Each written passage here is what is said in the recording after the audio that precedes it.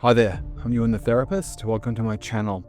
Today we're going to be discussing the relationship between a particular scripture from the New Testament and healing childhood trauma. And what I'd like to explore is how this very simple and profound line can really impact, your approach to healing and how you see and feel and experience yourself. Now, just to preface this video, I'm not a Christian. I'll be using some Christian scripture today from the Bible.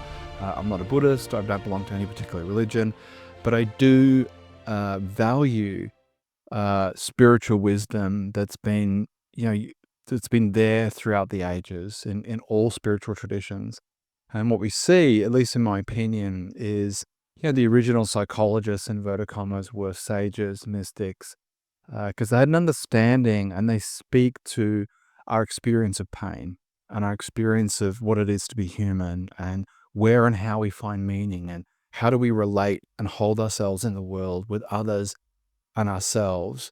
And so I think to look at scripture and to look at religious teachings through the lens of, what are they teaching us psychologically, I think is really interesting. In the same way, if we look at Greek myth, and on one level, there's, what it presents as a story. And then it's like on another level, it's like, what does this represent psychologically? How is this symbolic? And I think the same way, spiritual teachings can have kind of two levels or many levels to them. There can be a teaching about morality and how we kind of relate to the world, but there also can be a psychological teaching. And the part of the New Testament I want to look at today is part of Jesus' Sermon on the Mount. It's in Luke and Matthew, where he says and states that, for those to hear, you should love your enemy. You should love those who persecute you or hate you. And today, rather than look at this through the lens of, others in the world, that we should, love, those out there that are against us, our opposition, our enemies, in inverted commas, to kind of turn this framing back towards the different parts of ourself, and this is where I think it's a very profound teaching and a very profound line in the New Testament coming from Jesus. And so what is it to love the enemy within? And this is a really interesting thing to explore. Like, what are we in opposition with? Because the word in the original Greek isn't just like rival. It's like who is antagonistically against us, who hates us, who persecutes us. And inside of ourselves, what aspects of ourselves do we feel persecuted by? Do we feel hated by? Do we feel work against us?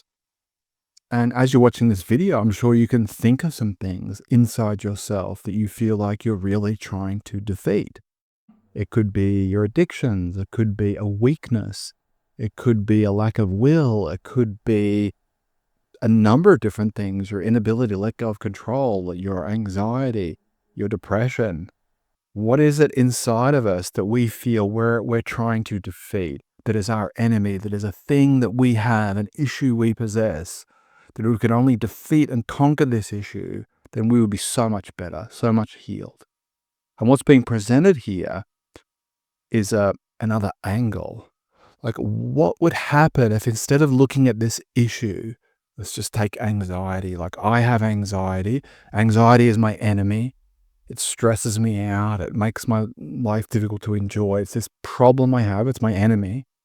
It hates me. It works against me.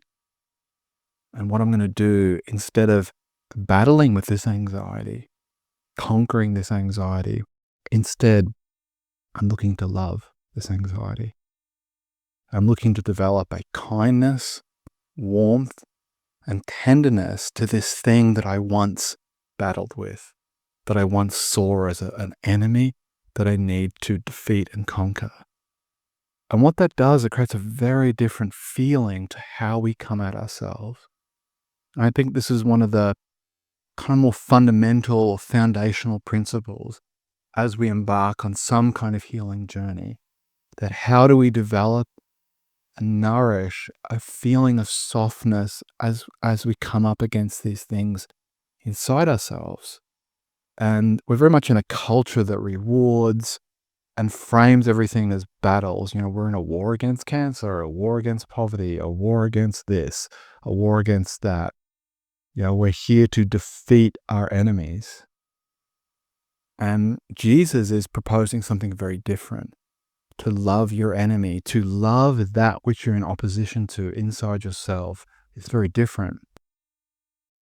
And it's very hard too, because there's a kind of a weird sense of, as long as I'm battling against this thing, then I'm not succumbing to it. There's a kind of duality we have that if I'm not overcoming an obstacle or an enemy, then that enemy controls me. And it's this battle and the position of antagonism, which is the only thing keeping me alive or sane.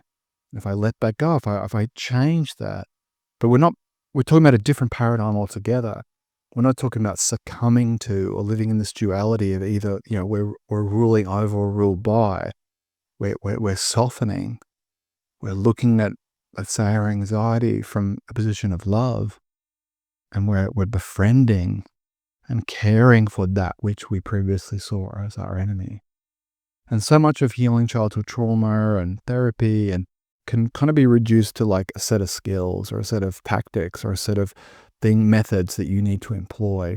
And what's being proposed here through this line on the Sermon on the Mount is just a totally different framing. This isn't a skill or a tactic or a hack.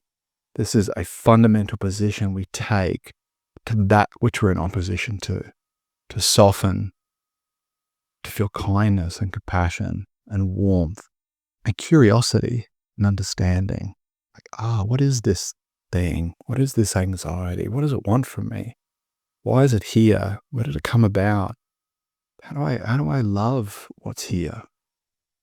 And for me, this has been a big change, and it's something I forget all the time, and I have to come back to not be in opposition to myself, to not feel this violence towards myself, this anger and hostility towards aspects of myself that I don't like, that I see as an enemy.